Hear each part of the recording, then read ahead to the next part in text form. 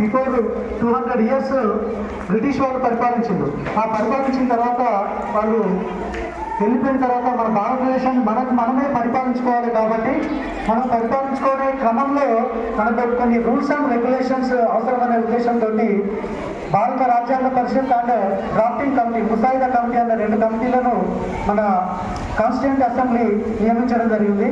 దానిలో భాగంగా డ్రాఫ్టింగ్ కమిటీలో ఉన్నటువంటి డాక్టర్ బిఆర్ అంబేద్కర్ మరియు ఇంకా కొంతమంది మేధావులు భారతదేశం ప్రపంచంలోని అమెరికా, కెనడా, ఆస్ట్రేలియా, బ్రిటన్ ఇలాంటి రాజ్యాంగాలన్నీ చదివి వాటిలో ఉన్నటువంటి గొప్ప గొప్ప ఇన్స్ట్రక్షన్స్ అన్ని, అంటే రూల్స్ అండ్ రెగ్యులేషన్స్ అన్ని తీసుకొని మన దేశానికి ఏదైతే అప్లికబుల్ అవుతుందో వాటిని పెట్టి మన భారతదేశానికి రాయడం అనేది జరిగింది.